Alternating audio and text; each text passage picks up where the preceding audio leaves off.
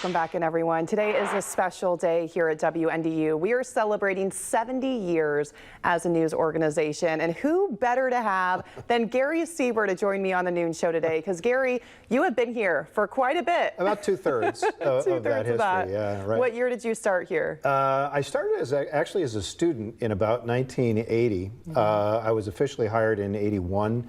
And so it's been 45 years, basically. Coming up, it'll be 45 in February. That's amazing. And you've worked several different roles through your course with us, dear. So tell everyone what you've done. Well, I don't think you have time for the whole list, but I started here doing radio news on U93, which we owned at the time, 2 radio stations, and that was the FM station.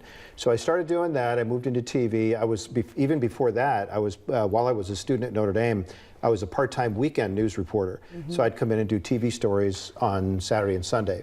So I continued doing that. Eventually I became the Michigan reporter.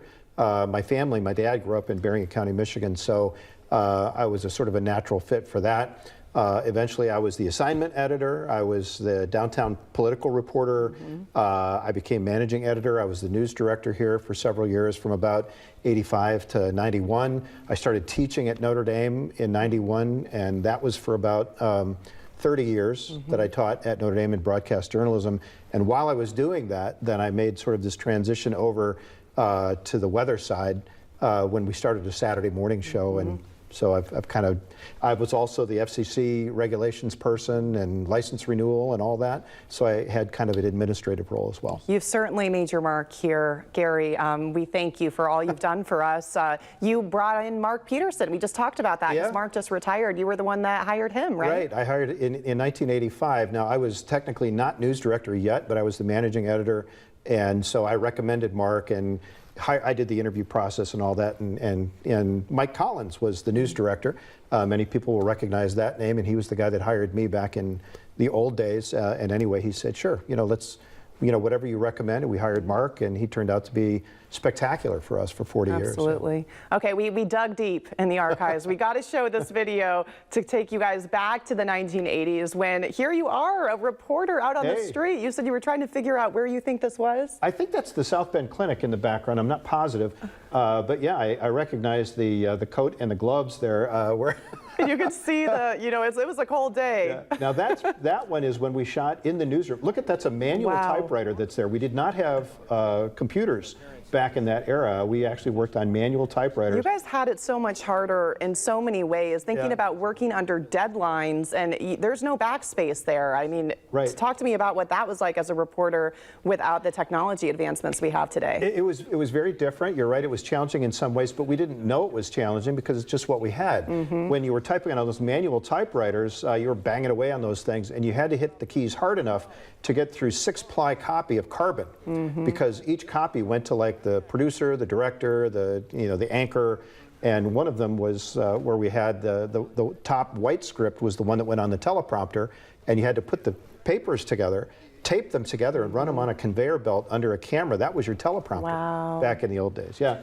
So this was a story I did. That's what's his name? Mike Veracola, who was a punter for Notre Dame. We played golf in February. I thought that was kind of fun. Who knows where I ended up, but that's the same coat, obviously, but out in the country somewhere. And you did your fair share of on the street in the cold reporting. Oh, a lot, yeah. And that's probably why I became interested in the weather. Because I was out in it all the time. Absolutely. Yeah. Well, we have obviously several people who've spent their whole careers here. Mark, of course, just left. Tricia Sloma's been here for 30 years. Why? Talk to these people, our viewers, about why this place is so special. Yeah, I think, first of all, for me, it was the ownership. Notre Dame owned WNDU for the first 50 years of its existence, and that's obviously what gave me an opportunity to teach at Notre Dame for all those years, because I was here and we did the classes in the building. But I mean, going back to some of those names, there was such a wonderful crew we had, even now, but I mean, through all those years. Ann Thompson, many people know from NBC Nightly News, was here. She and I worked the morning shift. John Strauss is a reporter. Hannah Storm was here as an intern from Notre Dame, went on to a great career. Tom Rinaldi was a reporter for us for many years and went on to a great career at ESPN and other places. But there was something special, I think, originally about the ownership of Notre Dame, And it was a single station. It was not a chain of stations. It was a privately owned station. And the same was true, honestly, of WSBT down the street. They were owned by the South Bend Tribune, the Schurz family. And so this was a great news market. And it was seen by a lot of people who worked here as a great stepping stone market, but also as a market that you could stay in for a long time if you really wanted to be here at a great news station. So both of the McFaddens, you know, Terry and of course Maureen. Maureen was the U93 news reporter anchor before I was. So I took over for her job at radio when she moved into TV. But you know, there's so many names, people who've been here for a long time. And I think it's a recognition not only of the strength of the station and the ownership over the years, and now Gray Television is part of that legacy, but also of the community. It's a great community, and I grew up in the Detroit area, came down here, went to Notre Dame, and I've stayed here ever since, and we've raised a family, and it's just been a great community to be in. So that 70 years is really special, I think, for a station to contribute to a community over all that time. Absolutely. How are you feeling about the future of WNDU? You know, it's really more of a question about the future of television as we know it, because it's changed so much. I mean, you know, kids are not largely watching, they're watching these things, right? And so the nature of the very industry is changing. I think WNDU has done a wonderful job of adjusting over time, whether it was, we saw the change from manual typewriters to computers. We've seen the switch from, you know, old-fashioned TV to high-definition TV to all this, you know, technology of the future. And I think you're seeing that transition as well to other platforms like iPads and iPhones, but who knows what the future will hold. And I just think that this is more, it used to be a TV station that had a website, then it became a website that has a TV station. Yeah, and they say digital first now. And Gary, as someone that has, you know, at least 35 more years to go before I retire one day, you know, sometimes that can scare me a little bit, but I will say I do believe there's always going to be a need for good journalism, for good reporters to go out and interview people in our communities. I firmly believe that's not going to go away. That's not going to go away. And Caroline, you're echoing something that I said in the classroom for a long time.